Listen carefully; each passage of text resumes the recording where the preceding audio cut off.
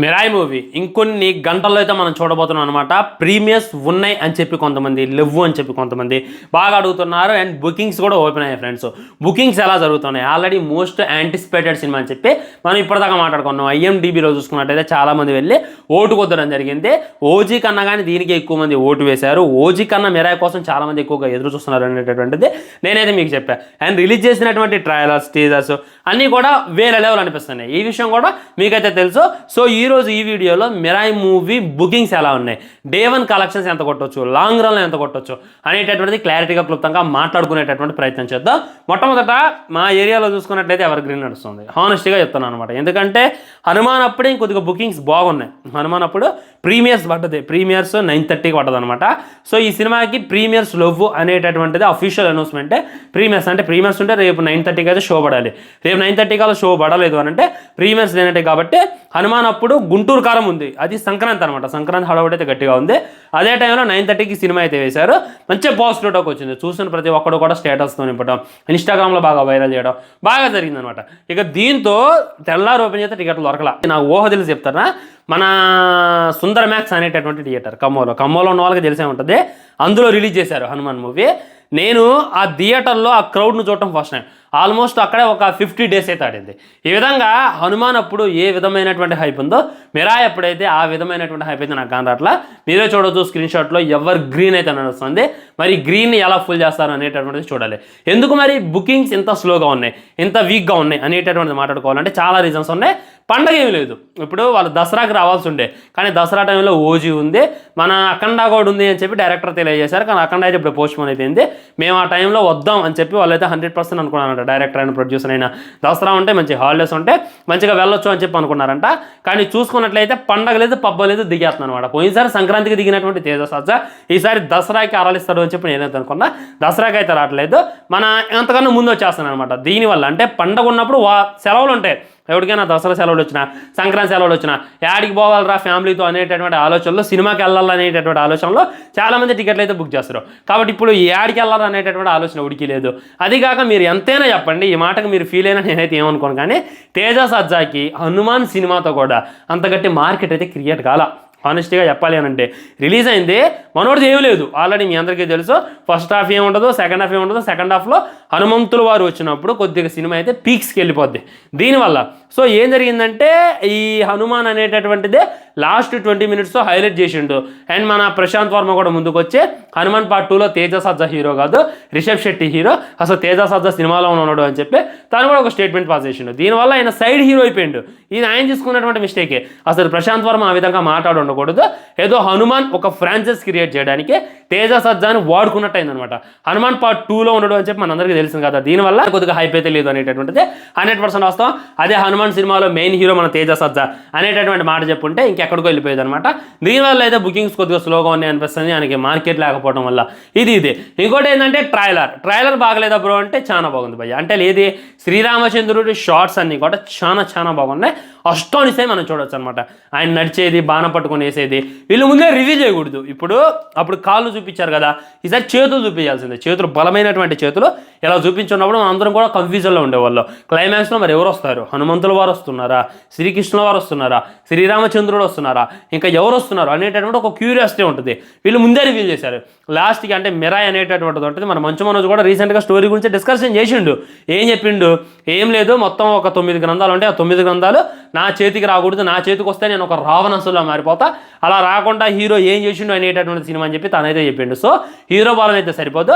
అదే టైంలో భూమి నాశనం కాబోతుంటే మన శ్రీరామచంద్రుల వారు వచ్చి ఆ మనోజ్ని అంతం చేస్తాడు. లేదా ఆ 9 గ్రహాలు అయితే ఖచ్చితంగా అంటే ఆ 9 బుక్కులు అనేటటువంటి మనోజ్ చేతిలోకి వెళ్ళిపోతాయి క్లైమాక్స్లో. ఇది మనం ఊహించవచ్చు. వెళ్ళిపోయిన తర్వాత ఈ విధంగా శ్రీరాముడు వచ్చి తను అంతం చేస్తాడు అనేటటువంటిది మనకు ఒక పాయింట్ చూపించారు. ఈ విధంగా మీరు స్టోరీ ఒకటి అండ్ శ్రీరామచంద్రుడు వస్తాను అనేటటువంటిది ముందుగానే చూపిస్తే జనాల్లో క్యూరియాసిటీ ఎలా ఉంటుంది ఒకసారి ఆలోచించండి. ఒక పాయింట్ ఉండాలి కదా జనాలు థియేటర్కి రావాలి అని అంటే, ఒక గట్టి పాయింట్ అయితే ఉండాలి.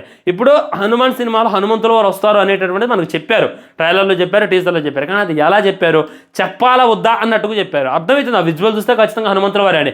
కానీ ఎంట్రీ ఏ రేంజ్లో ఉంటుంది, ఆయన స్కేల్ ఏ రేంజ్లో ఉంటుంది అనేటటువంటిది మనకు మనకి సినిమా చూస్తాను అవుతుంది. అదేవిధంగా ఈ సినిమా అప్పుడు కూడా శ్రీరామచంద్రుడు అనేటటువంటి హింట్ ఇచ్చినా కానీ ఈ విధంగా డైరెక్ట్ షార్ట్స్, ఈ విధంగా బాణం పట్టుకునేటటువంటి షార్ట్స్ లేకుండా ఉంటే ఇంకా బాగుండేది అనేటటువంటిది నాకు గట్టి ఫీలింగ్.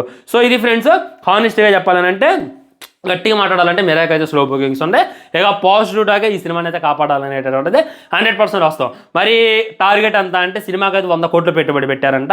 ఆల్మోస్ట్ డే 1 నాకు తెలిసి ఒక 20-30 కోట్లతో అయితే స్టార్ట్ చేయాలి సినిమా, 20-30 కోట్లు. కానీ దీని బుకింగ్స్ వస్తుంటే 20-30 కోట్లు వచ్చేలాగా నాకైతే కాన్ రావట్లేదు అనమాట. డే 1 20-30 కోట్లు, లాంగ్ రన్లో చూసుకున్నట్లయితే ఒక 150 crores అంటే ఆల్మోస్ట్ 300 కోట్ల గ్రాస్ని అయితే రాబట్టాలి. 300 కోట్ల గ్రాస్ని రాబడితే 150-170 నెట్ కలెక్షన్స్ అయితే షేర్ కింద పరిగణిస్తారు. కాబట్టి ఆ తర్వాత సంగతి అని చెప్పి నాకైతే అనిపిస్తుంది అనమాట. సో మరి టికెట్ రేట్స్ ఎలా ఉన్నాయంటే, టికెట్ రేట్లు నన్ను చాలా ఇంప్రెస్ చేశాయి అనమాట.